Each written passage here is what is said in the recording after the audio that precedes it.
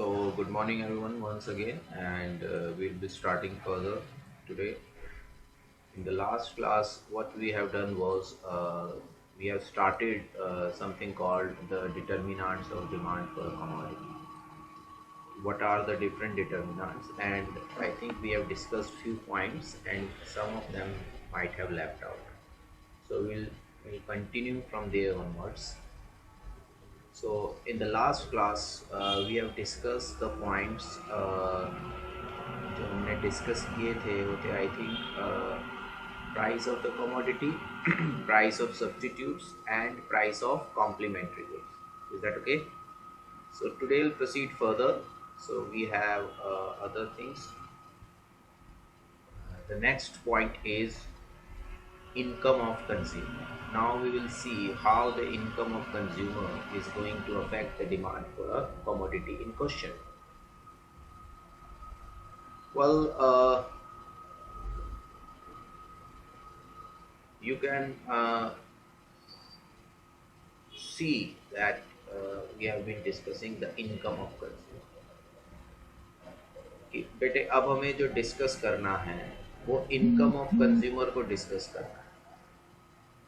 अब कंज्यूमर की जो इनकम होती है वो एक इम्पॉर्टेंट रोल प्ले करती है किसी भी कमोडिटी की डिमांड को डिटरमाइन करने में. ठीक है, उसका रीज़न सिंपल सा ये है कि जो इनकम लेवल है वो डिसाइड करता है, वो कंज्यूमर को इन्फ्लुएंस करता है कि किस क्वालिटी के प्रोडक्ट को वो खरीदना चाहता है. मेरी बात समझ में आ रही है? उसका इनकम का लेवल, जो इनकम लेवल एक कंज्यूमर का होता है उस इनकम लेवल के अकॉर्डिंगली वो किस कमोडिटी को खरीदना चाहता है. ठीक है, तो कमोडिटीज़ को जो हम कैटेगराइज करते हैं वो बेसिकली अलग अलग तरह से कैटेगराइज करते हैं. उसको देख लेते हैं, मैं बता देता हूँ. Luxurious good, another one is normal good, another one is inferior good, and within the inferior goods there are only inferior goods, and there are some inferior goods which are also known as given goods. Is that okay? Hello? Yes, sir. ठीक है, तो ये commodities को इस तरह से categorise किया जा सकता है. इसके अलावा भी किया जा सकता है नेसेसरी गुड्स. आप नेसेसरी गुड्स या necessities, you can also call them necessities. तो नेसेसरी गुड्स कह के भी कैटेगराइज किया जा सकता है. अब इनकम का कौन सी कैटेगरी ऑफ गुड पे क्या इफेक्ट पड़ता है ये हमें यहाँ नहीं देखना है, ये हम आगे देखेंगे किसी चैप्टर में आएगा जहाँ पर हम कंज्यूमर थ्योरी को थोड़ा सा एलेबोरेशन में इंडिफरेंस कर्व के थ्रू पढ़ेंगे. There we will see what is the difference between the inferior goods and given goods, normal goods, luxurious goods. यहाँ जो हमें पॉइंट एक्सप्लेन करना है कि भाई इनकम कैसे अफेक्ट करती है कमोडिटी की डिमांड को, तो वो हम in regard to normal goods हम लेकर चल रहे हैं. Are you getting my point? In regard to normal goods हम लेकर चल रहे हैं. तो सिंपल सी बात है कि अगर किसी कंज्यूमर की इनकम बढ़ती है तो नॉर्मल गुड्स की डिमांड बढ़ेगी. ये नॉर्मल गुड्स हैं यहाँ. ठीक है, ये इम्प्लाइडली लिखे हुए हैं, ये क्लियरली लिखे हुए आपको नहीं दिखेंगे कि ये नॉर्मल गुड्स हैं, बट इनका मतलब किससे है? नॉर्मल गुड्स से ही है. Is that okay? Hello? Yes, sir. हाँ बोलो प्लीज. सर आप शुरू से एक्सप्लेन कर सकते हैं, मेरा स्क्रीन नहीं दिख रहा था पहले. शुरू से एक्सप्लेन तो ये इनकम ऑफ कंज्यूमर ही हम कर रहे हैं बेटे. और स्क्रीन पे देखो इनकम ऑफ कंज्यूमर में क्या कहते हैं कि ये इतने तरह के गुड्स को कंज्यूमर विजुअलाइज करता है या एक्सपीरियंस करता है अपनी लाइफ में. जैसे कुछ गुड्स को वो नेसेसरी गुड्स की कैटेगरी में डालता है, कुछ गुड्स को कोई भी कंज्यूमर जो है लग्जरी गुड्स की कैटेगरी में डालता है, कुछ गुड्स को कंज्यूमर नॉर्मल गुड्स की कैटेगरी में डालता है, कुछ गुड्स को कंज्यूमर इंफीरियर गुड्स की कैटेगरी में डालता है, जो कि दो तरह की हो सकती हैं। एक तो हो सकती है inferior goods itself, and within the inferior goods there is a sub category called as the giffen goods. तो giffen goods हो सकता है। तो हम जब यहाँ बात कर रहे हैं कि इनकम ऑफ अ कंज्यूमर के चेंज होने से डिमांड चेंज होगी, तो वो किसकी डिमांड की चेंज की बात कर रहे हैं? हम कर रहे हैं नॉर्मल गुड्स की। ये इम्प्लाइड बात है। Is that okay? Hello, Yes, sir. ठीक है बेटे। क्या नाम था आपका जो पूछ रहे थे अभी बच्चा? ये एलरॉय। एलरॉय। तो अब आ गया समझ में? शुरू से इतनी ही बात हमने की है, उससे पहले तो सिर्फ मैं ये बता रहा था कि हमने क्या क्या पढ़ा है पीछे। ठीक है? ओके हाँ सर। हाँ बोलो प्लीज। सर गिफन गुड्स का एक एग्जांपल दे देना। अभी मैंने बेटे गिफन गुड होता क्या अभी बताया ही कहाँ आपको? अभी तो मैंने लग्जरी गुड क्या होता है ये भी नहीं बताया आपको। ठीक है? तो टाइम आएगा जब एग्जाम्पल भी देंगे, उसका डेफिनेशन भी बताएंगे। ठीक है? अभी वेट करो थोड़ा सा। तो इनकम ऑफ अ कंज्यूमर बढ़ेगा तो क्वांटिटी डिमांडेड बढ़ेगी। तो ये जो हम पढ़ रहे हैं ये नॉर्मल गुड्स के केस में पढ़ रहे हैं, इनकम ऑफ कंज्यूमर को। इनके केसेस में अभी हम नहीं पढ़ रहे हैं। अभी हम इस चीज को नहीं देख रहे हैं। अभी हम इस चीज को नहीं देख रहे हैं कि भाई वो कमोडिटी किस तरह की, यानी कि इनकम के चेंज होने से नेसेसरी गुड्स की डिमांड पर क्या इफेक्ट पड़ेगा, लग्जरी गुड्स की डिमांड पर क्या इफेक्ट पड़ेगा, नॉर्मल पर क्या पड़ेगा, इंफीरियर पर क्या पड़ेगा, गिफन पर क्या पड़ेगा। अभी हम ये नहीं डिस्कस कर रहे हैं। अभी हम सिर्फ क्या डिस्कस कर रहे हैं कि इनकम ऑफ अ कंज्यूमर अगर चेंज होती है तो नॉर्मल गुड्स के केस में डिमांड पे क्या इफेक्ट पड़ता है। Is that okay? Hello, Yes, sir. ठीक है? इसी तरह अगर इनकम कम हो जाती है तो नॉर्मल गुड्स की डिमांड कम हो जाती है। इनकम कम हो जाएगी तो नॉर्मल गुड्स की डिमांड कम हो जाएगी। समझ में आ रही बात? तो ये आप देखोगे तो एक तरीके से पॉजिटिव इफेक्ट आपको देखने को मिलेगा। तो इसमें कोई डाउट है किसी को पूछना है इससे रिलेटेड? कोई सवाल? अपार्ट फ्रॉम कि नेसेसरी गुड क्या होते हैं, लग्जरी क्या होते हैं, इंफीरियर क्या होते हैं, गिफन क्या होते हैं? यस।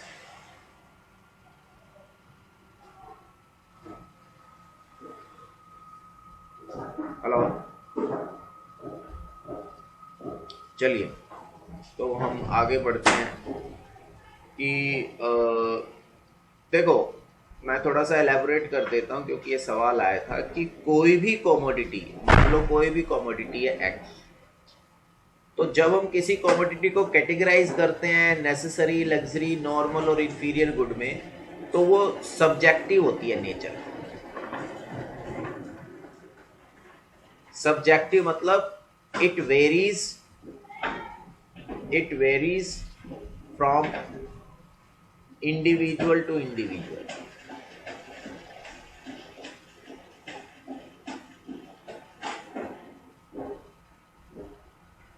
ये इंडिविजुअल टू इंडिविजुअल वेरी करती है।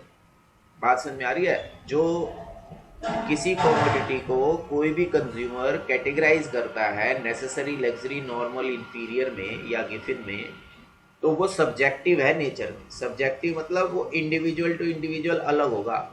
एक्स कमोडिटी हो सकता है ए इंडिविजुअल के लिए वो लग्जरी हो और बी इंडिविजुअल के लिए वो इंफीरियर हो। तो कोई भी कमोडिटी अपनी एब्सोल्यूट सेंस में ना तो लग्जरी गुड्स होती है, ना नेसेसिटी गुड्स होती है, ना नॉर्मल गुड होती है, ना इंफीरियर गुड होती है, ना गिफन गुड होती है। वो एक इंडिविजुअल होता है कि वो इंडिविजुअल उसको कैसे परसीव कर रहा है, वो इंडिविजुअल उसको कैसे ट्रीट कर रहा है, उस इंडिविजुअल का उस कमोडिटी के प्रति कैसा बिहेवियर है। ठीक है? दैट इज व्हाट डिटरमाइंस कि वो कमोडिटी उस इंडिविजुअल के लिए कैसी है। Is that okay? Hello, Yes, sir. ठीक है? तो इनके एग्जाम्पल्स की कब कौन सी कमोडिटी नॉर्मल कहलाएगी, कब कौन सी कमोडिटी लग्जरी कहलाएगी और कब किसको हम इंफीरियर या गिफन कहेंगे, ये हम आगे डिस्कस करेंगे। Is that okay? तो ये जस्ट मैंने एलेबोरेट कर दिया है कि ये पर्सन टू पर्सन वेरी करता है। भाई मेरे लिए हो सकता है कोई एक कमोडिटी है वो लग्जरी गुड हो, आपके लिए हो सकता है वो कमोडिटी लग्जरी ना हो, नॉर्मल गुड हो, आप उसको नॉर्मल गुड की तरह ट्रीट कर रहे हो। अब जैसे मान लीजिए हमारे लिए मर्सिडीज जो है वो लग्जरी गुड है, ठीक है, बट अंबानी के लिए लग्जरी मर्सिडीज जो है वो लग्जरी गुड नहीं है, वो उसको नॉर्मल गुड ट्रीट करेगा। वो उससे हाई मॉडल कोई और आता होगा तो वो उसको लग्जरी ट्रीट करेगा, या उसको चार्टेड प्लेन को लग्जरी ट्रीट करेगा। वो उसके लिए मर्सिडीज लग्जरी नहीं है, उसके लिए मर्सिडीज एक नॉर्मल गुड है। Are you getting my point? Hello, Yes, sir. ठीक है। ऐसे ही सपोज करो if someone is a rickshaw puller, उसके लिए जो ये आती है वैगन आर आती है, या कोई भी इस तरह की मिडिल क्लास जो कार आती है, उसको अगर हम लें तो वो कार उसके लिए वो वही लग्जरी है, और जबकि मेरे और आपके लिए हो सकता है वो लग्जरी ना हो, वो इंफीरियर हो, और हमारे लिए लग्जरी होंडा सिटी है, हमारे लिए वो हमारे लिए नॉर्मल गुड है, लेट अस अज्यूम, जो लग्जरी कार है। तो हर इंडिविजुअल के जो स्टैंडिंग है किसी कमोडिटी के लिए वो वेरी करती है, इसलिए हर कंज्यूमर एक्स कमोडिटी को कोई कंज्यूमर नॉर्मल ट्रीट कर सकता है, दूसरा कंज्यूमर उसे लग्जरी ट्रीट कर सकता है, तीसरा कंज्यूमर उसे इंफीरियर ट्रीट कर सकता है। Are you getting my point? Hello, Yes, sir. ठीक है। Yes, sir. तो इसलिए किसी भी कमोडिटी को हम क्या कहते हैं, ना तो एब्सोल्यूट सेंस में नॉर्मल कह सकते हैं, ना एब्सोल्यूट सेंस में लग्जरी कह सकते हैं, ना एब्सोल्यूट सेंस में नेसेसिटी कह सकते हैं, ना एब्सोल्यूट सेंस में इंफीरियर कह सकते हैं, ना एब्सोल्यूट सेंस में गिवन कह सकते हैं। वो पर्सन टू पर्सन वेरी करेगा, वो सिचुएशन टू सिचुएशन वेरी करेगा। Is that okay? Yes, sir. ठीक है। अब यहां जो हमने ये पढ़ा है कि नॉर्मल गुड्स बढ़ेगा, तो जो भी कंज्यूमर जिस भी कमोडिटी को नॉर्मल गुड ट्रीट कर रहा है, अगर उसकी इनकम बढ़ेगी तो जिस कमोडिटी को नॉर्मल गुड ट्रीट कर रहा है उसकी डिमांड बढ़ जाएगी। Is that okay? This is what it means, ठीक है। जो भी कंज्यूमर जिस भी कमोडिटी को नॉर्मल गुड ट्रीट कर रहा है, अगर उस कमोडिटी के कंज्यूमर की इनकम कम हो जाएगी तो उसकी डिमांड कम कर देगा, जिसको भी वो नॉर्मल ट्रीट कर रहा है। अगर मान लीजिए मेरे लिए मर्सिडीज नॉर्मल गुड है, या मान लीजिए अंबानी के लिए मर्सिडीज नॉर्मल गुड है, तो अंबानी की इनकम होगी तो मर्सिडीज की डिमांड कम कर देगा, यार लग्जरी गुड्स की कम कर देगा। बात समझ में आ रही है आपको? तो ये मतलब है इसका यहाँ पर। क्या मेरी बात समझ में आ रही है आप लोगों को? Hello, Yes, sir. Yes, ठीक है। yes, sir. I hope this point is now clear to everyone and we can proceed further. Yes please tell me. Yes, sir. So the next point probably was the taste of consumer, or we have discussed the taste. Next point is taste. Actually, this is not the taste only. This is taste and preferences. This is taste and preferences. Well, when we say the taste and preferences, that means we are denoting to the likings and dislikings of a consumer. It is very simple thing that if the taste and preferences for a particular commodity increases, the demand for that particular commodity increases, and if the taste and preferences decreases, the demand for that particular commodity decreases. And this is how the positive relation comes out from the taste and preferences. Is that okay? Hello? Yes, sir. Yes, sir. Yes, sir. भाई किसी भी व्यक्ति की किसी चीज के लिए पसंद बढ़ती है। जैसे सपोज करो हम लोग क्या करते हैं, कई बार हम किसी स्पेसिफिक कमोडिटी की ही डिमांड करते हैं। क्यों? क्योंकि हमारे अकॉर्डिंगली वो स्पेसिफिक कमोडिटी ही के लिए हमारा जो टेस्ट और प्रेफरेंस है वो ज़्यादा है, यानी कि उस कमोडिटी को हम ज़्यादा पसंद करते हैं। ठीक है। जैसे मैं आपको एग्जांपल देता हूँ, कई बार हम जैसे रेस्टोरेंट में जाते हैं, कहीं जाते हैं, तो कोई कहता है भाई मुझे तो स्प्राइट पीनी है, कोई कहता है भाई मेरे लिए, जैसे कोल्ड ड्रिंक मंगा रहे हैं, कोई कहेगा मुझे स्प्राइट चाहिए, कोई कहेगा मुझे सिर्फ पेप्सी चाहिए, कोई कहेगा मुझे माउंटेन ड्यू दीजिए, कोई लिम्का मांगेगा, कोई फैंटा, अलग अलग तरह के ये जो होते हैं कोल्ड ड्रिंक्स या सॉफ्ट ड्रिंक्स आप कह सकते हैं। तो हम अपनी टेस्ट और प्रेफरेंस के अकॉर्डिंगली डिमांड कर रहे हैं कंज्यूमर। तो अगर लोगों का टेस्ट किसी पर्टिकुलर कमोडिटी के लिए बढ़ जाता है तो वो उसी कमोडिटी को डिमांड करेंगे, उसकी डिमांड बढ़ जाएगी। यस और no? Yes, sir. Yes, sir. तो ये मतलब है किसका? टेस्ट एंड प्रेफरेंसेस का। ये मतलब है किसका? टेस्ट एंड प्रेफरेंसेस का। Now comes the expected price, या और the expectation, or you can simply say the expectations. अब expectations दो चीजों के बारे में हमने देखनी है यहाँ पर। एक तो expectation about the income and the other one is expectation about the prices. So simply the income of consumer and the prices of commodity. Suppose an individual is expecting that his income is going to increase in the next month. Now what will happen in that case कि अगर consumer ये सोचकर चल रहा है, consumer ने ये माना है कि भाई उसकी इनकम बढ़ने वाली है आने वाले टाइम में, 1 महीने बाद, 2 महीने बाद एक्सपेक्टेड इनकम इंक्रीज होगी, तो उसकी जो करंट डिमांड है, क्वांटिटी डिमांडेड जो करंट होगी, वो उसको बढ़ा सकता है, क्योंकि ही इज एक्सपेक्टिंग कि उसकी इनकम बढ़ने वाली है और वो अपनी बढ़ी हुई इनकम से विल बी एबल टू पे out for the same. Is that okay? ऐसी अगर ये कम होगी तो ये कम होने लगेगी, करंट डिमांड कम हो जाएगी, वो पोस्टपोन कर देगा डिमांड, ठीक है ना? तो ये पॉजिटिवली अफेक्ट कर दिया एक्सपेक्टेशन कि इनकम के बढ़ने की एक्सपेक्टेशन नहीं और इनकम के कम होने की एक्सपेक्टेशन नहीं। Is that okay? Hello? Yes, sir. ठीक है। Yes, sir. दूसरा आता है प्राइस ऑफ द कमोडिटी। ऐसे ही एक्सपेक्टेड प्राइस देख लीजिए। इफ वी आर और a consumer is expecting that the price is going to rise in the near future, in that case the current demand also increases here. The reason being because the consumer is expecting the product is going to be expensive in the near future and he will try to buy more of the commodity and try to hold it out. Is that okay? कि वो ज्यादा खरीद लेगा, अभी कहेगा आगे दाम बढ़ने वाले, आज थोड़ा ज्यादा ले लेते हैं, आगे फायदा हो जाएगा। अब जैसे ही आप लोगों ने पेट्रोल के जो प्राइसेस इंक्रीज होने की न्यूज़ जैसे ही आती है तो उसके बेसिस पर आपने देखा होगा ज़्यादातर ये बिहेवियर देखने को मिलता है, क्योंकि जो लोगों को लगता है कि पेट्रोल के प्राइस बढ़ने वाले हैं तो वो क्या करते हैं, उस प्राइस के बढ़ने से पहले ही क्या करते हैं, पेट्रोल पंप पे लाइन लंबी हो जाती है और वो उस पर पेट्रोल को टैंक फुल कराने लगते हैं या एक्स्ट्रा भी लेते हैं, जैसे भी जिसका जैसी कैपेबिलिटी होती है उस हिसाब से। Is that okay? Hello? Yes, sir. Similarly अगर ये कम होगा तो करंट डिमांड कम हो जाएगी, क्योंकि वो पोस्टपोन कर देगा कि will buy it in future. Anyhow either it is income or it is prices, the expectation of both influences in the same way the demand for a commodity.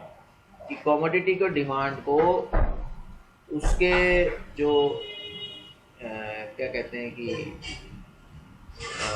Expectations हैं वो उसी तरीके से workout करती हैं। Is that okay? Hello? Excuse me sir. Yes, sir. हाँ, yes please बोलो। कौन बोल रहा है? सर अगर किसी पर्सन की इनकम इंक्रीज करे तो वो सेविंग्स में भी तो कर सकते हैं कुछ कमोडिटी बाय एक्स्ट्रा करने की जगह। हाँ, क्या नाम है बेटे आपका? Sir Manish. Manish? Yes sir. हाँ, मनीष ऐसा है, वो बिल्कुल कर सकता है, वो सेविंग्स कर सकता है, वो चाहे तो एक भी पैसा खर्च ना कर सके।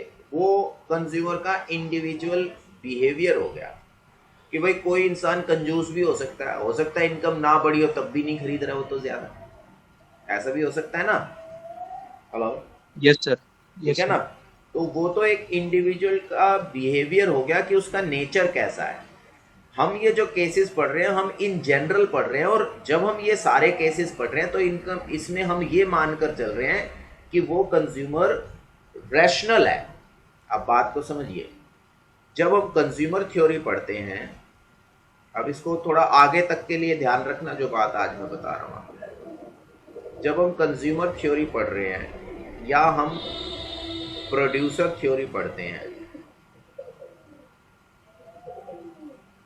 तो इन दोनों में हम मानकर चलते हैं रैशनैलिटी अजम्पशन होती है। रैशनैलिटी का मतलब होता है कि तर्कपूर्ण रीजनिंग करना, कि इंडिविजुअल के पास कोई ना कोई तर्क होगा। अब यहां कंज्यूमर को रैशनल माना है, यहां प्रोड्यूसर को रैशनल माना है। Is that okay? जैसे मैं आपको एग्जांपल देता हूं कि कोई इंडिविजुअल ऐसा हो सकता है, कहता है कि भाई एक्स कमोडिटी के दाम बढ़े, कहता है महंगी होगी, मैं तो उसे अब खाना ही छोड़ दूँ। कोई कहेगा चल ठीक है यार, इतना भी क्या है, थोड़ा कम कम खरीद लेंगे। कोई कहेगा कोई नहीं, मुझे कोई फर्क नहीं पड़ता, मैं उतना ही खरीदूंगा। ये एक ही सिचुएशन में तीन अलग तरह के बिहेवियर हो गए। Are you getting my point? Hello? कि यस सर। किसी भी चीज के प्राइस में चेंज किसी एक कंज्यूमर को तो एडवर्सली अफेक्ट कर रहा है कंप्लीटली, कि वो तो उसे बिल्कुल नहीं खरीद रहा। दूसरे को जो एडवर्स इफेक्ट है वो कम है, वो उस चीज को कम खरीद रहा है पर बिल्कुल खरीदना बंद नहीं कर रहा है। तीसरा है जिसको उसे फर्क ही नहीं पड़ रहा। चौथा वो कह रहा है कोई बात नहीं भैया, मुझे तो ये चीज ज्यादा पसंद है, तो मैं तो इसको महंगी हो या सस्ती, मैं तो इसको खरीदूंगा। Are you getting my point? ठीक है, तो ये देखो Yes, sir. 3-4 तरह का बिहेवियर हो गया एक ही सिचुएशन में। प्राइस उसी कमोडिटी के बढ़े या घटे हैं, ठीक है। बट जब हम इन जनरल केसेस पढ़ते हैं तो हम ये मानकर चलते हैं कि जनरलिटी क्या है, वो एक्सेप्शनल केसेस हो गए। कि कोई इंडिविजुअल हो सकता है सेविंग्स में भी लगा दे, कोई इंडिविजुअल हो सकता है कि क्या कहते हैं कि पूरा स्पेंड कर दे, कोई हो सकता है अपनी सेविंग्स निकाल कर भी महंगी हो गई है तो उसे खरीदने के लिए तैयार हो सकता है ना, ऐसा भी। हेलो? Yes sir. Yes. ठीक है ना। पर हम जब ये लॉ ऑफ डिमांड पढ़ रहे हैं या कंज्यूमर थ्योरी पढ़ रहे हैं तो उसमें हम एक जनरल केस मानकर चल रहे हैं कि ज्यादातर लोग कैसे होंगे, इस तरह के होंगे। फिर वो इंडिविजुअल स्पेसिफिक बिहेवियर आ जाता है चीजों को लेकर, जहां फिर हम चीजों को, कमोडिटीज को कैटेगराइज करते हैं, जहां फिर हम सिचुएशंस को अलग अलग तरह से पढ़ते हैं कि अगर ऐसा कोई कंज्यूमर होगा तो उसका बिहेवियर कैसा होगा, ऐसा कंज्यूमर होगा तो उसका कैसा होगा। हमने यहाँ जो भी केसेस लिए हैं वो सारे केसेस, हर उसमें हमारी एक अजम्पशन इंप्लाइड रही है कि ये जनरल केसेस हैं, जनरली इंसान ऐसे करते हैं, ठीक है। कोई स्पेसिफिक इंसान क्या कर रहा है वो तो उस स्पेसिफिक इंसान का बिहेवियर हो गया, ठीक है। पर हम यहाँ क्या पढ़ रहे हैं, जनरल केसेस। कि जनरल केसेस में क्या होता है कि अगर इनकम की एक्सपेक्टेशंस बढ़ती हैं तो वो क्वांटिटी डिमांडेड बढ़ा सकता है या बढ़ा देता है, ठीक है। वो बढ़ाएगा ही बढ़ाएगा ये हम श्योर नहीं कह रहे, वो तो इंडिविजुअल स्पेसिफिक हो गया। अब जैसे मैं आपको एग्जांपल देता हूं, सपोज करो, मान लीजिए, अब जैसे कि मान लीजिए हमने कोई लॉ बनाना है, तो उसमें हम कैसे बनाते हैं लॉ। देखो, अब कोई कहे कि भाई मान लीजिए अगर बस खराब हो जाए या ट्रांसपोर्टेशन नहीं चल रहा होगा तो कोई इंडिविजुअल कैसे अपना एग्जाम देने एक जगह से दूसरी जगह जाएगा। Are you getting my point? Is this point clear? Hello? ठीक है। पर कोई इंडिविजुअल ऐसा कहेगा मेरे पास बाइक है, कोई कहेगा मेरे पास बाइक नहीं है तो मैं दोस्त की मांग लूंगा, कोई होगा कहेगा नहीं मैं तो पैदल ही चला जाऊंगा। अब जैसे कोविड सिचुएशन हुई तो ट्रांसपोर्टेशन बंद था। अब ट्रांसपोर्टेशन बंद था तो गवर्नमेंट ने तो बंद इसलिए किया कि भाई माइग्रेट ना करें या एक जगह से दूसरी जगह जाए ना, या उसमें ऑब्स्टेकल था, पर फिर भी लोग पैदल चले गए, लोग साइकिल पे निकल गए।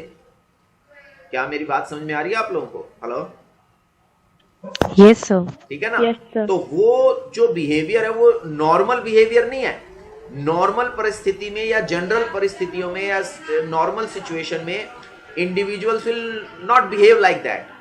अब मान लीजिए अब ट्रांसपोर्टेशन चल रहा है, सब कुछ चल रहा है, फिर किसी को अगर दिल्ली से बिहार जाना है या यूपी जाना है या यूपी से दिल्ली आना है या हिमाचल से दिल्ली आना है, दिल्ली से हिमाचल जाना है, तो वो पैदल नहीं निकल लेगा नॉर्मल सिचुएशन। तो हम जो स्टडी कर रहे हैं वो नॉर्मल सिचुएशन के बिहाफ पे कर रहे हैं, नॉर्मल सिचुएशन को मानकर कर रहे हैं, ठीक है। उसमें हम ऐसा लेकर नहीं चल रहे हैं कि कोई इंडिविजुअल स्पेसिफिक सिचुएशन होगी, तो वो सिचुएशंस भी आगे हम स्टडी करेंगे कि भाई इंडिविजुअल अगर ऐसा करता है तो फिर कैसा होगा, ऐसा करता है तो कैसा होगा। उसमें तो वैरायटी और डायमेंशंस अलग अलग हो सकती है ना, क्योंकि सिचुएशन बहुत सारी हो सकती है। Hello, Yes, sir. ठीक है? Yes, sir. Yes, sir. तो इसलिए अभी हम इसको एक नॉर्मल वो मानकर ही चल रहे हैं। I hope I have clarified your doubt. Yes, sir. Thank you. ठीक है? Yes, So, sir. Thank you. Okay, thank you. So these were the different what do you call it, factors that determines the demand for a particular commodity. Now comes the another topic. Let's proceed further. अब ये देखो, हमने demand for a commodity में हमने कहा कि demand for a commodity is a function of price of commodity, price of substitute, price of complementary good, taste and preferences, income of consumer, expectations, etc. अब इन सब फैक्टर्स को हमने क्या किया, दो कैटेगरीज में डिवाइड किया। If you remember in the last class also I have pointed out this.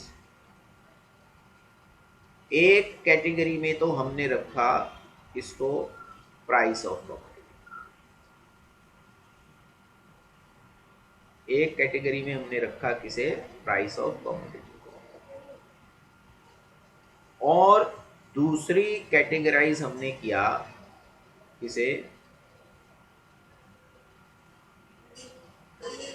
Other things. तो एक तरफ आ गया प्राइस और दूसरी तरफ ये सारी क्या होगी, अदर थिंग्स। अब जब हम डिमांड कर्व बनाएंगे, अब ध्यान से देखिए जो मैं बताने जा रहा हूं इसको बड़ा ध्यान से देखना। जब हम डिमांड कर्व बनाएंगे तो डिमांड कर्व कुछ इस तरह से बनेगा। Let me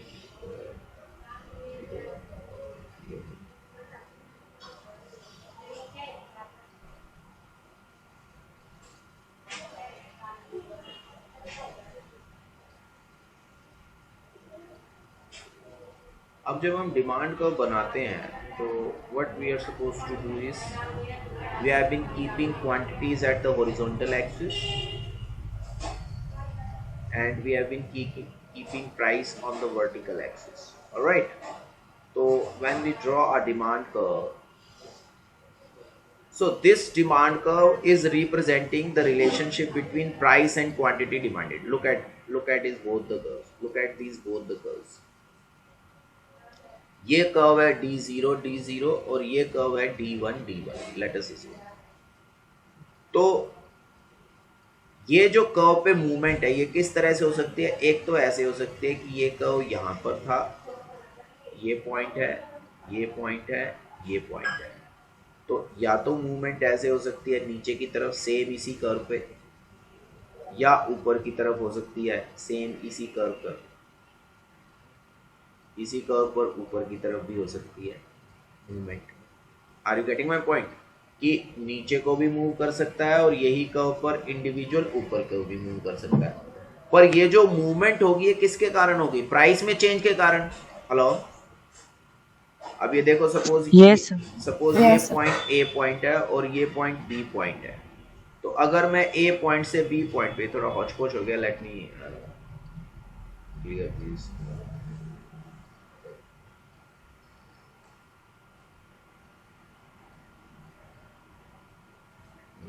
Redraw the curve.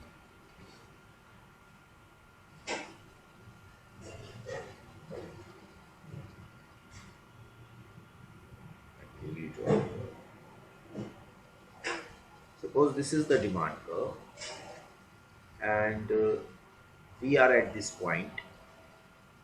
This is point A.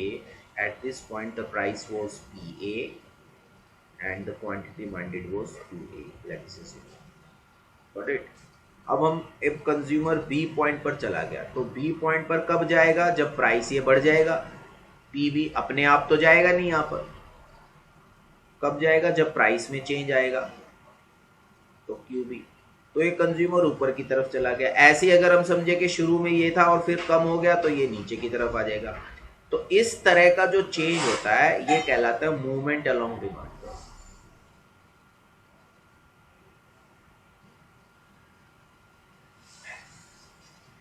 Demand curve, this is what we call the movement along demand curve. That means consumer is moving along the same demand curve. The demand curve has not changed. The demand curve is as it is. Got it? Only what happened is because of change in price, the consumer is either buying the lesser quantity or the more quantity. Is that okay? With respect to the change in price. ठीक है? तो ये जो इस तरह की movement along demand curve है तो वो प्राइस के कारण है, क्योंकि प्राइस में चेंज हो रहा है और प्राइस में चेंज होने के कारण कंज्यूमर का टेस्ट नहीं बदला, कंज्यूमर की इनकम नहीं बदली, यानी कि ये अदर थिंग्स कांस्टेंट है। जब मूवमेंट अलोंग डिमांड कर्व होती है तो क्या होता है, other things remains constant, remains constant, constant. Change किस में हो रहा है कि change in price, change in price causes change in quantity, कि प्राइस में चेंज होने से क्वांटिटी में चेंज हो रहा है, प्राइस में चेंज होने से क्वांटिटी में चेंज होता है। कि मूवमेंट अलोंग डिमांड कर्व में अदर थिंग्स कांस्टेंट है, यानी कि इनमें से किसी भी फैक्टर में चेंज नहीं हुआ है, इनमें से किसी भी फैक्टर में कोई चेंज नहीं हुआ जब मूवमेंट देख रहे हैं। क्यों? क्योंकि सब्स्टिट्यूट का प्राइस भी नहीं बदला, कॉम्प्लीमेंट्री गुड का प्राइस भी नहीं बदला, टेस्ट एंड प्रेफरेंसेस भी चेंज नहीं हुए, ठीक है, इनकम भी चेंज नहीं हुई, एक्सपेक्टेशंस भी चेंज नहीं हुए, ठीक है। तो कहने का मतलब क्या है कि इस सिचुएशन में इन फैक्टर्स में चेंज नहीं हुआ, चेंज सिर्फ किस में हुआ, प्राइस में हुआ, और उसकी वजह से जब क्वांटिटी डिमांडेड बदलेगी तो उसको बोलेंगे movement along demand curve. Is that okay? Hello? Yes, sir. Yes, sir. ठीक है। अब इसका अपोजिट है कि यहां पर क्या होता है, ये जो कहलाता है ये कहलाता है शिफ्ट इन डिमांड कर्व। अब शिफ्ट इन डिमांड कर्व में क्या होगा, इसको थोड़ा सा हम चेकआउट कर लेते हैं। शिफ्ट इन डिमांड कर्व में क्या होगा, शिफ्ट इन डिमांड कर्व में होगा कि price remains constant, price remains constant, remains constant,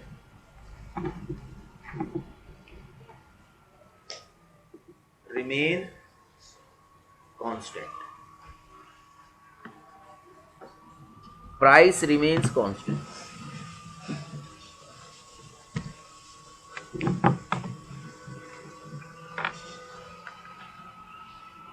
Price remains constant and change in other things, change in other things causes change in demand. अब other things में change होने से demand में change होगी। Price constant है, price में change नहीं हुआ, तो इसका मतलब क्या हुआ कि जब कभी ऐसा कोई चेंज हो अदर थिंग्स में, कि सपोज ये प्राइस था P0, P0 प्राइस पर कंज्यूमर A पॉइंट पर था और QA क्वांटिटी खरीद रहा था, तो ऑल ऑफ अ सडन हुआ क्या कि कंज्यूमर का टेस्ट कमोडिटी के लिए बढ़ गया। अभी भी उतने का ही है, यानी कि 10 रुपए की चॉकलेट आती थी एक, late us assume 5 star chocolate है, 10 रुपए की 5 स्टार चॉकलेट आती थी तो कंज्यूमर 2 चॉकलेट खाता था, पर कंज्यूमर का अब टेस्ट उस 5 स्टार चॉकलेट के लिए बढ़ गया है, तो अब है अभी भी 10 रुपीज की, वो चॉकलेट के प्राइस में चेंज नहीं आया पर उसका टेस्ट बढ़ गया, इसलिए ये ए पॉइंट शिफ्ट होकर यहां आ जाएगा बी पॉइंट पे, यानी कि अब बी पॉइंट से एक डिमांड कर्व बनेगा D1 D1। Are you getting my point? और अब वो कंज्यूमर क्या कर रहा है, सेम उसी प्राइस पर ज्यादा क्वांटिटी खरीद रहा है, 3 यूनिट खरीद रहा है। ऐसे इसका अपोजिट भी समझ लीजिए, इसका अपोजिट मान लीजिए कि ऐसा भी हो सकता है टेस्ट प्रेफरेंसेस कम हो जाए, कहता है यार मुझे तो बेकार लगने लगी है, 1-2 बार खाई मैंने, अब मुझे तो बेकार लगती है, अब मैंने खरीदनी नहीं है। या उसका मन हटने लग गया उस कमोडिटी से, तो अब वो क्या करेगा, सपोज ये सी की तरफ आ गया, सी पॉइंट, तो अब यहां से डिमांड कर्व बनेगा D2 D2। तो अब वो क्या कर रहा है, पहले 2 लेता था, अब उसने कम कर दी धीरे धीरे, अब वो 1 पर आ गया, अब क्वांटिटी को उसने कम कर दिया। तो ये जो चेंज हो रहा है, ये हो रहा है shift in demand curve. Are you getting my point? अब ये शिफ्ट क्यों हो रहा है, क्योंकि देखो वर्टिकल, ग्राफिकली हमने क्या किया, वर्टिकल एक्सिस पर प्राइस है, तो प्राइस तो चेंज नहीं हो रहे, बट डिमांड चेंज हो रही है। प्राइस नहीं बदल रही है पर डिमांड बदल रही है। डिमांड किसकी वजह से बदल रही है, प्राइस के अलावा जो और फैक्टर्स हैं उनकी वजह से चेंज हो रही है। And that's why this is how the what do you call it, the consumers are being buying the commodities. Got it? तो यहाँ ये है, क्या इतनी बात समझ में आई है आप लोगों को? Hello, yes sir. किसी को कोई डाउट है इससे रिलेटेड तो कोई पूछ सकता है? यस, इससे रिलेटेड कोई डाउट है किसी को? चलिए एनीवेज आगे बढ़ते हैं। तो अब एक इंपॉर्टेंट बात, जो मूवमेंट अलोंग डिमांड कर्व है, जो इस तरह का ये चेंज है, इसका एक दूसरा नाम भी है, इसको दूसरे तरह से भी जाना जाता है, जिसको हम बोलते हैं चेंज इन क्वांटिटी डिमांडेड।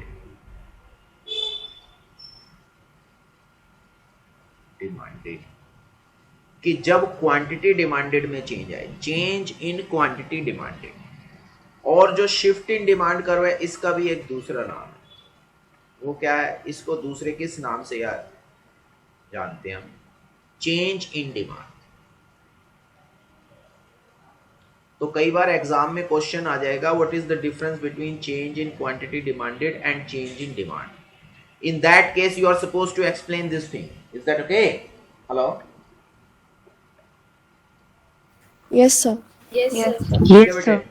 तो this is how the change in demand and change in quantity demanded, or you can say movement along demand curve and shift in demand curve, are different from each other. Are you getting my point? Hello? Yes, sir. Yes, sir. So let's एक minute आप रुकिए, मैं अभी शुरू करता हूँ, ठीक है? So we have discussed the change in quantity demanded and change in demand. We have discussed so far. So we will try and see further. We'll try and see further.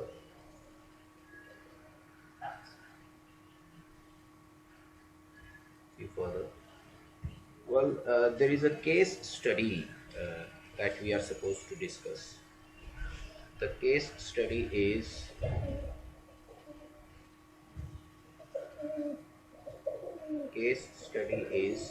as per your reading. The case study says something like that: 2 ways to reduce the quantity of smoking demanded। कि 2 तरीके हैं जिससे हम quantity of smoking demanded को change कर सकते हैं, ठीक है? डिमांडेड को चेंज कर सकते हैं, 2 तरीके हैं, ठीक है? वो 2 तरीके क्या हैं, कि वो 2 तरीके हैं, एक तरीके से, एक तो हम प्राइस में चेंज करके कर सकते हैं, ठीक है? अब 2 ही तरीके होंगे, क्योंकि किसी भी कमोडिटी की जो डिमांड है उसको इन्फ्लुएंस करने वाले फैक्टर्स क्या हैं, प्राइस हैं, प्राइस ऑफ सब्स्टिट्यूट है, प्राइस ऑफ कॉम्प्लीमेंट्री है, इनकम ऑफ कंज्यूमर है, टेस्ट ऑफ कंज्यूमर है, एक्सपेक्टेशंस हैं, एटसेट्रा, और भी फैक्टर्स हो सकते हैं। तो 2 ही फैक्टर्स हो गए ना, या तो प्राइस में चेंज करोगे आप, या फिर आप अदर फैक्टर्स में चेंज करोगे। तो दोनों से हम देख लेते हैं। कहता है कि सपोज अगर आप स्मोकिंग के लिए सिगरेट्स स्मोक करते हैं, बेसिकली लोग, जिसमें टोबैको यूज़ होता है यूजुअली, तो यहाँ क्वांटिटी हो गई, यहाँ प्राइस हो गई। तो इस केस में अगर आप प्राइसेस की वजह से चेंज करोगे तो पहले सपोज करो ये यहाँ पर प्राइस था P0 और Q0 क्वांटिटी थी A पॉइंट पर, और उसके बाद यहाँ पर जो है प्राइस बढ़ गया, गवर्नमेंट ने प्राइस बढ़ा दिया, P1 किया, तो क्वांटिटी डिमांडेड कम हो गई, क्या Q1, क्वांटिटी डिमांडेड कम हो गई, क्या Q1 हो गई। यानी कि सपोज करो 5 रुपीज़ पर सिगरेट्स जो थे वो बढ़कर 7 रुपीज़ पर सिगरेट्स हो गए हैं सपोज करो। तो क्वांटिटी डिमांडेड जो एक इंडिविजुअल था वो इंडिविजुअल पहले सपोज करो 10 यूनिट्स परचेज करता था, तो अब 6 यूनिट्स ही परचेज कर रहा है, late us assume something like this. तो अब ये जो प्राइस है इसकी वजह से चेंज हुआ सिगरेट स्मोकिंग में। तो ये जो चेंज हुआ यहाँ से जो ये इस तरफ गया तो इसको बोलते हैं कॉन्ट्रैक्शन इन डिमांड। ये हो गया contraction in demand, in demand contract हो गई क्वांटिटी डिमांडेड, ठीक है ना। अब कॉन्ट्रैक्शन इन डिमांड का मतलब हुआ कि भाई प्राइस बढ़ने से क्वांटिटी डिमांडेड कम हो गई है, प्राइस बढ़ने से क्वांटिटी डिमांडेड कम हो गई है, ठीक है।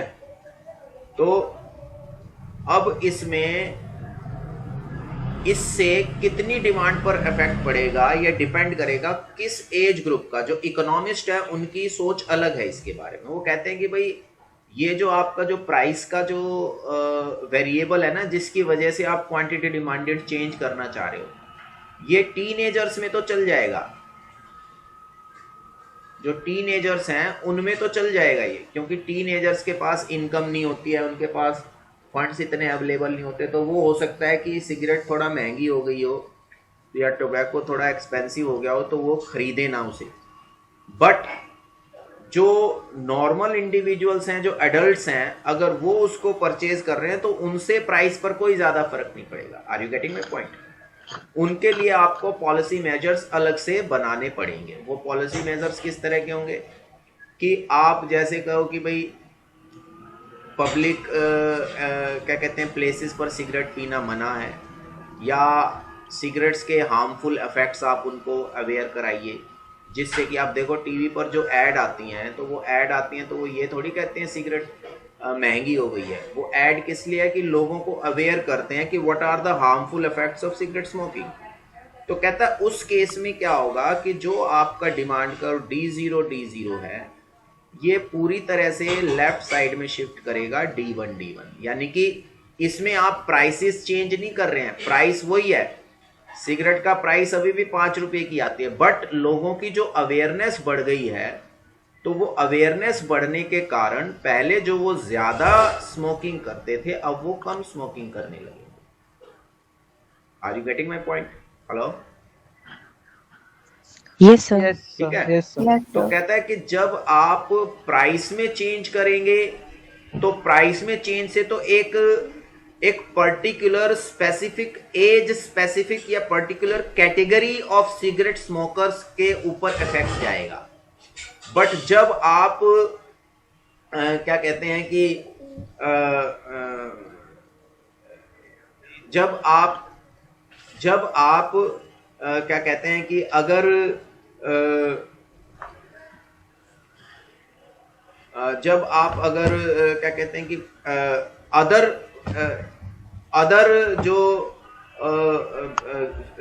मेथड्स है वो अडॉप्ट करते हैं, जैसे मान लीजिए वार्निंग्स हो गया, वार्निंग्स होती है ना सिगरेट के, उसके ऊपर सिगरेट या ड्रिंकिंग पर वार्निंग्स आती हैं, या उन पे पब्लिक अवेयरनेस बढ़ाई जाती है, या मान लीजिए एक तरीके से पब्लिक स्मोकिंग को बैन किया जाता है, पब्लिक स्मोकिंग इज बैंड, उसके ऊपर फाइन लगता है या बैन हो जाती है।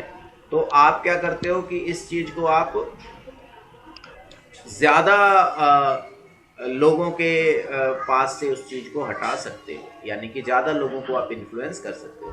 This is how the different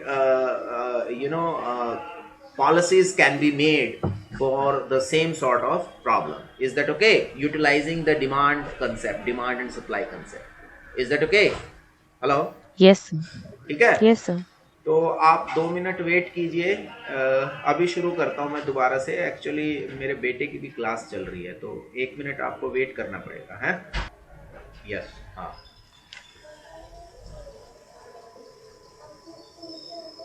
So what we have done, हाँ, so there are 2 types of policy measures that can be taken for solving the same problem. Is that okay? Hello, बेटे समझ में आया? Yes, sir. ठीक है ना? Yes, sir. तो same policy major के लिए आप 2 तरह के सेम प्रॉब्लम के लिए आप 2 तरह के पॉलिसी मेजर्स ले सकते हैं, और दोनों के अपने अपने इम्प्लीकेशंस हैं। तो आपने ये देखा कि अगर सिर्फ प्राइस को चेंज कर रहे हैं यहाँ पर, तो इकोनॉमिस्ट्स का सजेशन ये है कि आप जब किसी कमोडिटी के प्राइस बढ़ाएंगे तो हो सकता है कि टोबैको के तो प्राइसेस बढ़ जाएं, बट जो टोबैको का सब्स्टिट्यूट कोई चीज है, जैसे मरीजुआना बोला गया है टोबैको का सब्स्टिट्यूट, आपके रीडिंग्स में जो एग्जांपल दिया है, कहता हो सकता है कि टोबैको के प्राइस बढ़ रहे हैं तो टोबैको की जो सिगरेट है उसके तो डिमांड कम हो जाए, बट जो टोबैको का सब्स्टिट्यूट है उसकी डिमांड बढ़ जाए। तो एक तरह का स्मोकिंग को छोड़कर दूसरी तरह की स्मोकिंग पे इंसान स्विच कर सकता है इससे, प्राइस के चेंज होने से। Are you getting my point? Hello? Yes, sir. ठीक है, Yes, sir. क्योंकि वो सब्स्टिट्यूट्स को प्रेफर कर लेगा। बट यहाँ पर जब हम अवेयरनेस बढ़ाएंगे, पब्लिक अवेयरनेस बढ़ाएंगे, लोगों को समझाएंगे या इस तरह के लॉज बनाएंगे कि पब्लिक प्लेसेस पर स्मोकिंग इज नॉट अलाउड या something like that, in that particular case what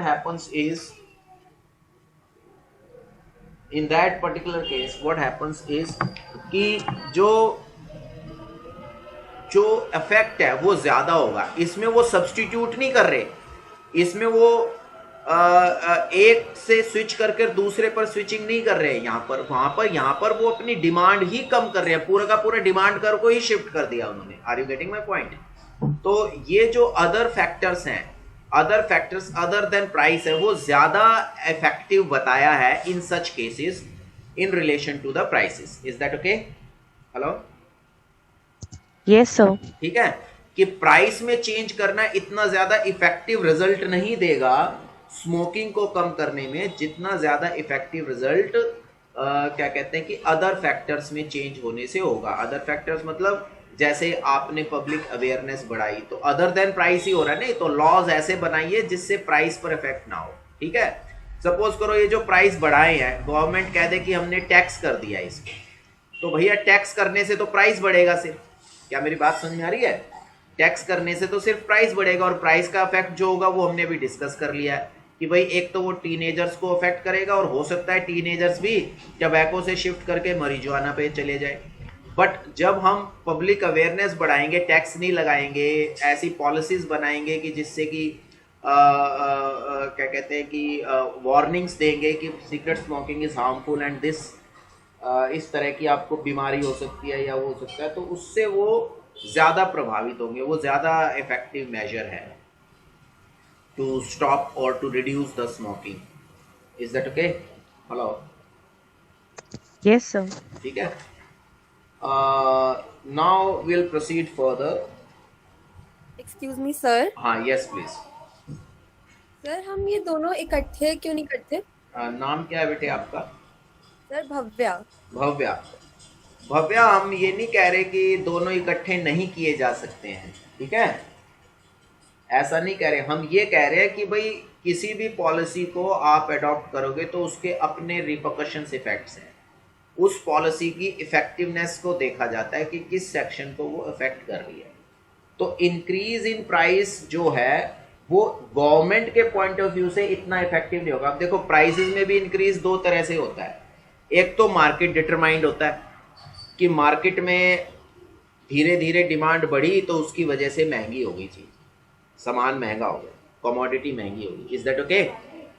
hello? Hello, yes sir.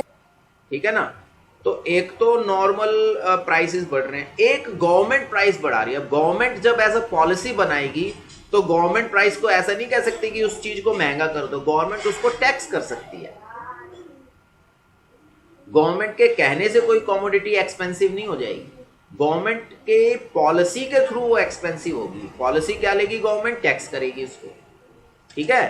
तो ये बोला गया है कि जब गवर्नमेंट एक पॉलिसी बना रही है तो गवर्नमेंट तो हमेशा इसी तरह की पॉलिसी बनाना चाहेगी जो ज्यादा इफेक्टिव हो, इसलिए गवर्नमेंट टैक्स भी लगाती है। रियलिटी में देखिए जो प्रोडक्शन टैक्स लगता है, वैट भी लगता है, जो स्मोकिंग होती है या अल्कोहल्स होते हैं इन पे वैट भी लगता है, इन पे टैक्स भी लगता है, और इनके लिए वार्निंग्स भी दी जाती है। तो दोनों तरह की पॉलिसीज एक साथ यूज की जा सकती हैं, ऐसा नहीं है। हम यहाँ ये नहीं कह रहे कि दोनों तरह की पॉलिसीज एक साथ यूज नहीं की जा सकती, पर गवर्नमेंट किसी ना किसी तरह उस स्मोकिंग को कम करना चाहती है तो दोनों तरह की पॉलिसीज लेकर चल रही है रियलिटी में। तो अगर हमारी कंट्री में भी देखो आप तो cigarette smoking is injurious to health या drinking is injurious to health, इस तरह की टीवी पर एड्स भी आती हैं। जो सिगरेट्स और अदर अल्कोहल्स होते हैं उनकी पैकिंग पर भी इस तरह की वार्निंग्स लिखी होती हैं, ठीक है। और टैक्स लगता है, उनके ऊपर ज़्यादा टैक्स लगाया जाता है तो वो एक्सपेंसिव भी होती हैं। तो दोनों तरह के ही पॉलिसी मेजर्स यूज़ किए जाते हैं रियलिटी में, ऐसा नहीं है किसी एक ही पर चलते हैं। बट हाँ, effectiveness as a policy instrument, effectiveness किसकी ज़्यादा है, तो वो अदर देन प्राइस की ज़्यादा इफेक्टिवनेस बताई गई है इकोनॉमिस्ट की तरफ से। Hello, okay sir. Sir also sir जैसे प्राइस डिक्रीज में हम उसे कॉन्ट्रैक्शन इन डिमांड कहेंगे। नहीं, प्राइस सर, डिक्रीज में नहीं, प्राइस इंक्रीज में कॉन्ट्रैक्शन है और प्राइस डिक्रीज में एक्सटेंशन कहलाएगा या एक्सपेंशन। Okay sir. सर अगर अदर फैक्टर्स की वजह से चेंज हो रहा है तब क्या कहेंगे सर? इंक्रीज इन डिमांड या डिक्रीज इन डिमांड, उसको इंक्रीज इन या डिक्रीज इन, मैं let me elaborate once more, let me elaborate. देखो, जब ये ऊपर की तरफ जा रहा है यानी कि प्राइस के बढ़ने से जब डिमांड कम होगी है तो इसको बोलते हैं कॉन्ट्रैक्शन इन डिमांड,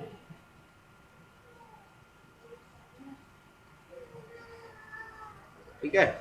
और जब ये नीचे आ रहा है यानी कि प्राइस कम होंगे तो ये बढ़ेगा ना, ये या तो यूं यूं गया पहले, तो अब प्राइस कम हुए तो ये आया, तो इसको हम बोलते हैं एक्सपेंशन इन डिमांड। इस तरह के चेंज को हम बोलेंगे एक्सपेंशन इन डिमांड,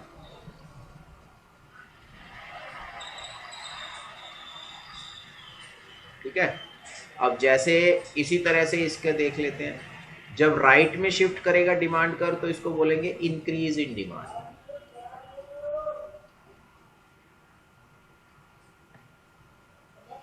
और जब इसी तरह से ये लेफ्ट में शिफ्ट कर रहा है, इस तरफ जा रहा है, तो इसको बोलेंगे हम डिक्रीज इन डिमांड।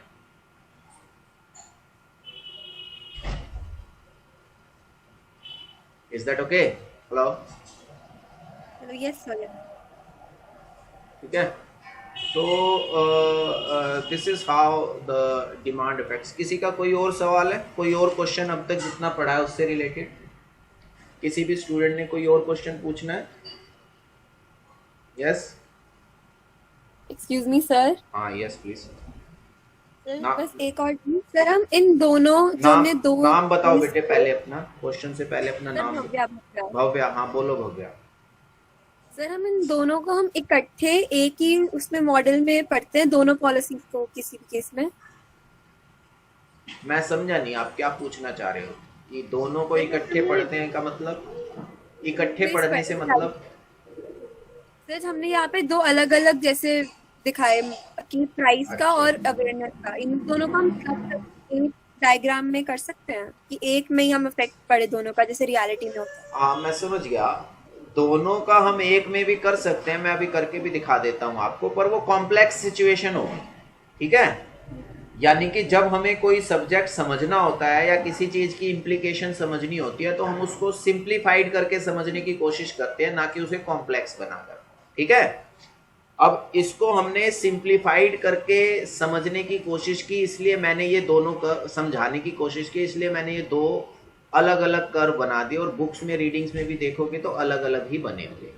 हाउएवर आपकी बात एकदम दुरुस्त है कि हम एक कर्व में भी ये दोनों इफेक्ट दिखा सकते हैं। Let me try and show that, ठीक है? Hello, Yes, sir. Yes, sir. let me try and show that, but that would be a complex situation कि एक ही दम समझने में थोड़ा सा मुसीबत हो सकती है। तो देखिए एक साथ एक ही कर्व, एक ही फिगर में हम इसको कैसे दिखा सकते हैं।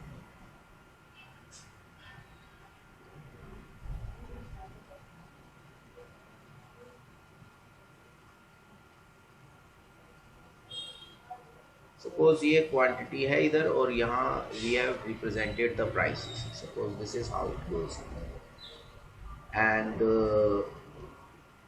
let's have two demand curves of two different colors. Let's have this. The earlier demand curve was let us assume this D0 and D0. Then we have another demand curve with the blue color. The blue color.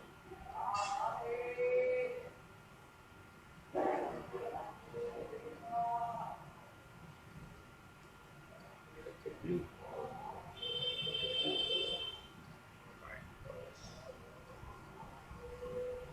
Suppose this is the demand curve D1, the blue one. Got it? अब ये हमने shift दिखा दिया है। अब ध्यान से सुनना मेरी बात जरा आप, ठीक है? थोड़ा सा कंसंट्रेशन आपको बनाना पड़ेगा। अब गवर्नमेंट एक साथ ये पॉलिसी इंप्लीकेशन देगी, सपोज कर लो, है ना, एक साथ अनाउंस करेगी या इस तरह से अनाउंस करेगी कि भाई आज अनाउंस कर दिया, क्या कहते हैं कि पब्लिक अनाउंसमेंट कर दी, जो अदर देन प्राइसेस थी उनकी, अगले दिन वो प्राइस को बढ़ा रहे हैं। ऐसा हो सकता है? हेलो, ऐसे केसेस बन सकते हैं ना? Hello, yes sir, yes sir. ठीक है, तो let us assume one by one we will try to see that कि सपोज शुरू में जो प्राइस था, initially the price was P0 and let us take it as 5 and then the price rose to, because of taxes or otherwise, price rose from to the P1, let it be the 7 rupees per unit.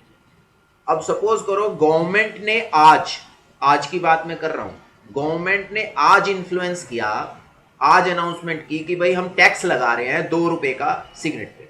Is that okay? Hello, yes sir, yes sir. ठीक है, अगर government ने ये announce किया है तो consumer इस ए point से डिमांड कर D0 रहेगा, ए पॉइंट से, और इस बी पॉइंट पर कंज्यूमर चला जाएगा। उस टाइम ये D1 कर्व एग्जिस्ट नहीं कर रहा होगा, आज ये D1 कर्व एग्जिस्ट नहीं कर रहा है। बात समझ में आ गई? आज जो है ये D1 कर्व क्या नहीं कर रहा है, एग्जिस्ट नहीं कर रहा है। Is that okay? क्यों? क्योंकि गवर्नमेंट ने अभी पब्लिक अनाउंसमेंट तो की नहीं है कि पब्लिक एमिनिटीज पर या कोई वार्निंग सिग्नल्स दिए नहीं है कि cigarette smoking is injurious to health. ठीक है, तो पहले दिन आज अनाउंस किया गवर्नमेंट ने कि टैक्स कर दिया, तो टैक्स करने से प्राइस बढ़े, कंज्यूमर्स इसी डिमांड कर्व पर यहां से ए पॉइंट से बी पॉइंट की तरफ चले गए। ठीक है, अब हुआ क्या, अगले दिन यानी कि कल, आज क्या डेट है बेटे, बताना जरा, आज की डेट क्या है? सर 3 दिसंबर है। मान लो Yes, sir. 4th दिसंबर को, सपोज कर लो 4th दिसंबर को या 5th दिसंबर को या 6th दिसंबर को गवर्नमेंट कहती है कि पब्लिक प्लेसेस पर cigarette smoking is will be a crime and you will be penalised if someone is doing this. ठीक है, और गवर्नमेंट कहती है कि भाई क्या कहते हैं कि आपको सिग्नल वार्निंग्स देती है, तो लोग उस वार्निंग को पढ़ते हैं कि हमें कैंसर हो जाएगा, हमारा ये हो जाएगा, तो लोग घबरा जाते हैं। तो जब लोग घबराएंगे तो ये जो ए पॉइंट से बी पॉइंट पर मूव किए थे, तो ये बी पॉइंट शिफ्ट होकर कहाँ आ जाएगा, यहाँ पर सी पॉइंट पर आ जाएगा। Is that okay? Hello, yes sir, Yes, sir. तो दोनों पॉलिसीज का इफेक्ट क्या हुआ कि ये QC हो गया, यानी कि पहले क्वांटिटी डिमांडेड यहां से यहां कम हुई, फिर यहां से यहां कम हुई। Is that okay? क्या इतनी बात समझ में आई है? Hello, Yes, sir. क्या इतनी बात समझ में आ गई? ठीक है, ये फर्स्ट केस हुआ। फर्स्ट केस क्या हुआ, केस 1 क्या हुआ, ये केस 1 हुआ कि on day one tax is being imposed,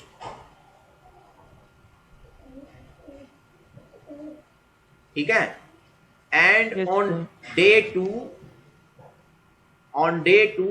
two means any day after day one. Any day that comes after day one is a day two. Is that okay? So on day two, what happens is, on day two, the government allowances the public awareness. Government ने public awareness बढ़ाया, government ने क्या कहते हैं कि warnings issue की, etcetera, ठीक है। तो डे वन से डे टू पे आया तो मूवमेंट क्या हो गई, क्यू ए से क्यू बी, ये रही यहाँ पर क्यू ए से क्यू बी और फिर क्यू बी से क्यू सी, यानी कि ये डे वन में यहाँ से मूवमेंट होगी और डे टू में ये मूवमेंट होगी। Is that okay? Yes, sir. ठीक है। Yes, sir. Let us see the reverse order, कि सपोज अगर केस सेकंड हम लेते हैं कि डे वन में पब्लिक अनाउंसमेंट होती है, पब्लिक अवेयरनेस बढ़ती है और वार्निंग एटसेट्रा गवर्नमेंट करती है, तो क्या होगा, मैं एक बार इनकी मार्किंग भी कर देता हूँ जस्ट फॉर सिंप्लिफिकेशन। ये फर्स्ट मूवमेंट थी, ये सेकंड मूवमेंट थी। ये फर्स्ट केस में वॉयलेट, ये जो पिंक कलर टाइप आपको दिख रहा है, तो ये दिखा रहा है फर्स्ट वाले को। अब मैं जो ब्लैक कलर से दिखाऊंगा वो मूवमेंट है सेकंड ऑर्डर वाली। कि अब मूवमेंट क्या आई कि पब्लिक अवेयरनेस बढ़ाई गवर्नमेंट ने डे वन पे। तो जैसे ही पहले ये था डे वन पे पब्लिक अवेयरनेस बढ़ेगी तो ये कंज्यूमर सीधा यहाँ पर आ जाएगा, इस पॉइंट पर, डी पॉइंट पर। Are you getting my point? कि जैसी अवेयरनेस बढ़ी तो क्वांटिटी डिमांडेड क्यूडी होगी, कम होगी, यहां से यहां। Is that okay? हेलो, ये first. Yes, sir. Yes, sir. अब डे टू में क्या हो गया, गवर्नमेंट ने टैक्सेस भी impose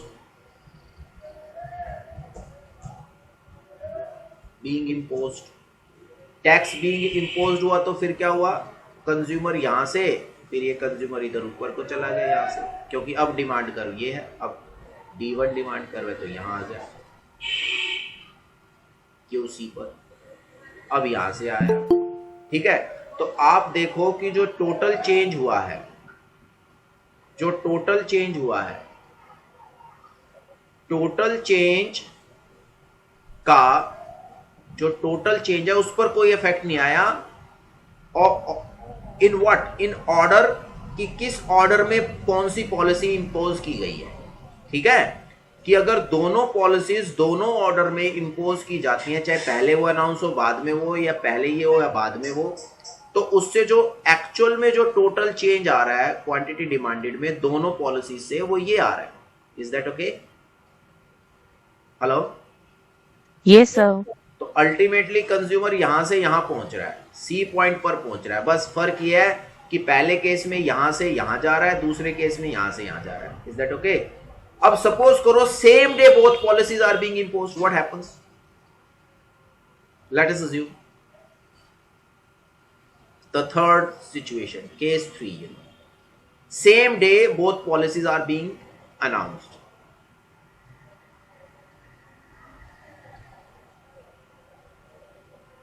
Policies are being announced.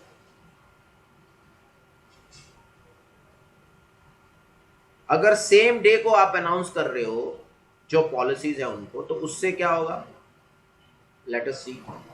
Same day पर क्या होगा कि आपको ऐसा देखने को मिलेगा, मैं एक बार फिर से ये कर्व बना देता हूं ताकि ये हौच पौच ना हो, ठीक है, नहीं तो काफी डर्टी हो जाएगी जो फिगर है वो। तो मेंटेन कि भाई वो थोड़ा रीडेबल भी हो और अंडरस्टैंडेबल भी हो। Let's make the separate curve for this.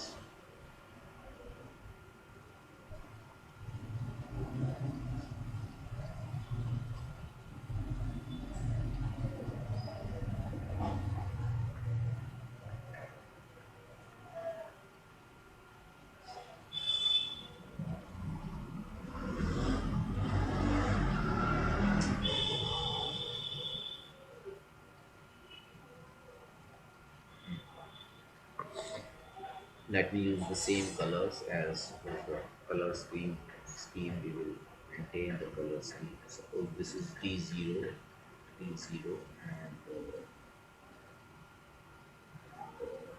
this is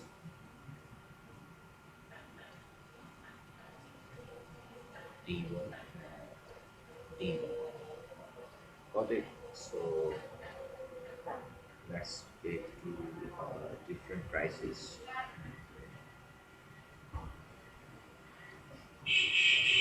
This will be the A point. This is another point. This is P0. The price is 5. We have this is, I think this was the B point. This was C point. This was E point. This was price P1. Okay, prices was 7 supposed to. All right. तो अब ध्यान से देखिए अब क्या हो रहा है. अब चेंज कैसे आ रहा है कि same day both policies are being announced. ठीक है. अब day before the policies are being announced कि पॉलिसी अनाउंस होने से एक दिन पहले कंज्यूमर यहां बैठे हैं सारे के सारे. Is that okay? हेलो. जो कंज्यूमर है वो ए पॉइंट पर है. पॉलिसी अभी अनाउंस नहीं हुई है और कंज्यूमर क्या है? क्यू ए पॉइंट पर है. जैसे ही पॉलिसी अनाउंस हुई अगले दिन तो दोनों चेंज इकट्ठे हुए. क्या कि ये डिमांड कर्व भी शिफ्ट हुआ और ये भी हुआ, मूवमेंट भी हुई. तो ये इधर शिफ्ट हुआ और ये मूवमेंट इधर हो गई. तो अल्टीमेट जो रिजल्ट देखने को मिलेगा वो यहां तक देखने को मिलेगा. क्यों सी पॉइंट पर? अगर आप ध्यान से देखें कि जब दोनों इफेक्ट हुए तो पहले ये हुआ और फिर मूवमेंट, और ये दोनों साथ साथ ही चल रहे हैं. यानी कि ये शिफ्ट भी हो रहा है और ये मूवमेंट भी चल रही है. इधर ये शिफ्ट भी होता जा रहा है और इधर ये मूवमेंट भी चल रही है. तो इस पे मूवमेंट भी हो रही है, शिफ्ट भी हो रही है. तो अल्टीमेटली ए पॉइंट से सी पॉइंट पर डायरेक्टली आएगा. अब उसने रूट नहीं लिया कि ए से बी पे गया फिर सी पे गया, ए से डी पर गया फिर सी पे गया, ऐसा रूट नहीं लिया. अब वो सीधा आपको जंप दिखेगा ए से सी पर ही. तो यानी कि टोटल चेंज फिर से उतना ही रहा जितना ये था ए से क्यू सी तक.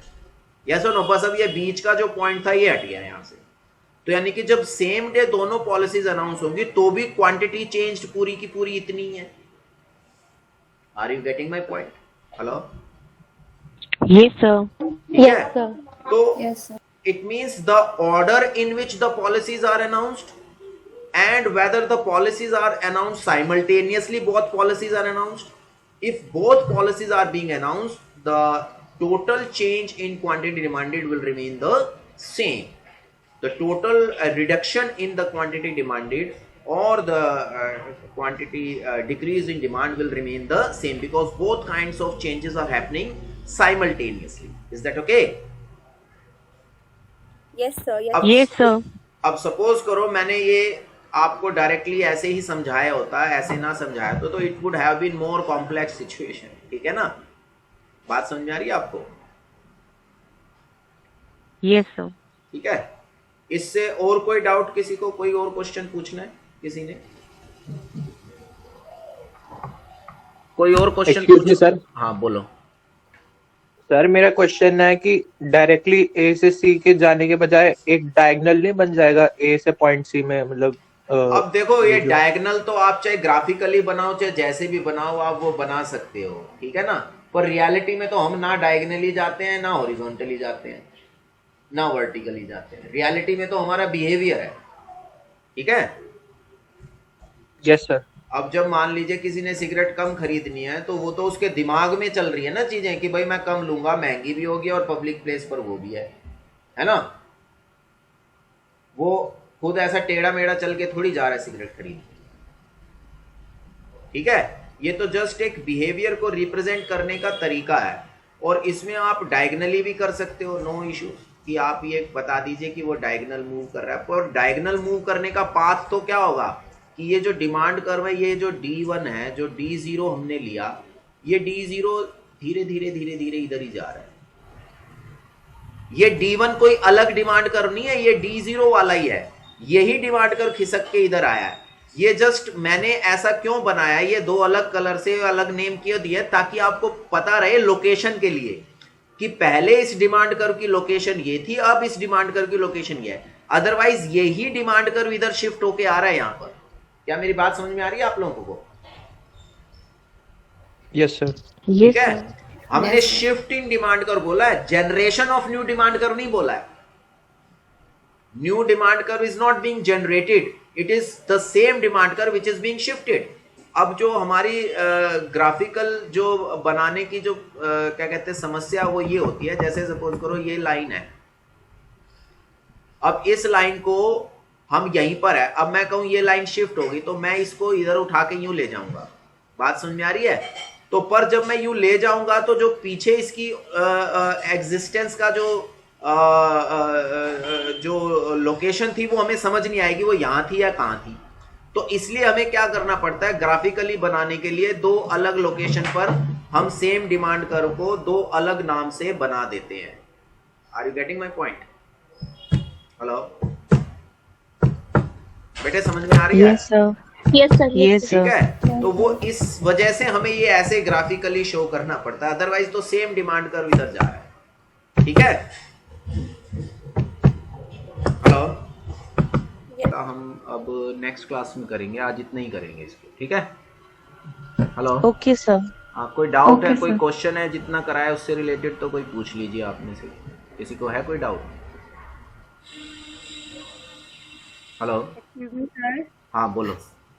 सर भव्या सर, सिर्फ एक चीज सर, हमने जो अभी रिसेंट वाले केसेस पढ़े सर, इसको हम क्या बोलेंगे, डिक्रीज इन डिमांड या कंट्रैक्ट इन डिमांड? अब बेटे देखो, क्योंकि ये दोनों तरह की चीजें एक साथ हो रही हैं, ठीक है, कॉन्ट्रैक्ट भी हो रहा है, डिक्रीज भी हो रहा है, तो इसको हम दोनों ही बोलेंगे, किसी एक कैटेगरी में इसको हम फिक्स नहीं कर सकते हैं। ठीक है, इसको हम कैटेगराइज नहीं कर पाएंगे कि भाई ये कॉन्ट्रैक्शन हो रहा है या डिक्रीज हो रहा है, क्योंकि दोनों ही चीजें हो रही है, शिफ्ट भी हो रहा है और कॉन्ट्रैक्ट भी कर रहा है। तो अगर आप इसको ध्यान से देखें तो जो फर्स्ट केस है, जो ये वाला केस है यहाँ पर, जो ये फर्स्ट मूवमेंट थी, आप इसमें कह सकते हो कि पहले कॉन्ट्रैक्शन होगा, फिर क्या कहते हैं कि इस केस में जो ये फर्स्ट केस है, इसमें पहले क्या होगा, कॉन्ट्रैक्शन होगा और उसके बाद डिक्रीज होगा। पहले कॉन्ट्रैक्शन होगा, उसके बाद डिक्रीज होगा। इस केस में पहले डिक्रीज होगा, फिर कॉन्ट्रैक्शन होगा, यहाँ दोनों एक साथ होंगे। Is that okay? Hello, yes sir, thank you so much sir. ठीक है, कोई और सवाल किसी ने पूछना है?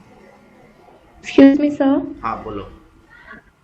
सर, अगर ये सिमिलर केस स्टडी हमारे एग्जाम्स में आए तो जो हमने दो ग्राफ्स अभी बनाए हैं वो हमें एक ही ग्राफ बनाना होगा या फिर अलग अलग ग्राफ्स बना सकते अब हैं? फिर वही बात आप पूछ रहे हो ना, अभी मैंने शुरू में क्या बोला था आपको कि जब मैंने आप लोगों को कराया तो मैंने आपकी रीडिंग्स के अकॉर्डिंगली ही कराया था कि भाई ये अलग बनेगा और ये अलग बनेगा। Is that okay? ठीक है, आपकी Yes, रीडिंग्स sir. में भी ऐसे ही गिवन है। ये तो एक स्टूडेंट ने क्वेश्चन पूछा कि सर क्या हम इकट्ठा दिखा सकते हैं, आई डोंट नो कौन स्टूडेंट था वो, तो उन्होंने पूछा कि क्या सम इकट्ठा, तो ये तो हमने बनाया फिर कि एक साथ अगर होगा तो कैसे होगा। ठीक है, और दूसरी बात कि आप एक साथ भी बना सकते हो, आप अलग भी बना सकते हो, पर कोशिश करो कि जिस तरह से रीडिंग्स में दिए हैं उसी तरह की रिप्रेजेंटेशन आप वहां पर रखें। ठीक है, तो वो ज्यादा अप्रोप्रिएट रहेगा। और जो भी क्वेश्चन डिमांड कर रहा है, क्वेश्चन की डिमांड के अकॉर्डिंगली करें। अगर मान लो क्वेश्चन में लिखा है कि एक ही डायग्राम में दिखाना है तो फिर एक में दिखाइए आप। अगर क्वेश्चन में ऐसा कुछ नहीं लिखा है तो फिर जैसा रीडिंग्स में अलग अलग दिखाया आप अलग अलग दिखाइए। ठीक है, okay sir. Any other question? Well that's it for the day then, thank you very much. आप अपनी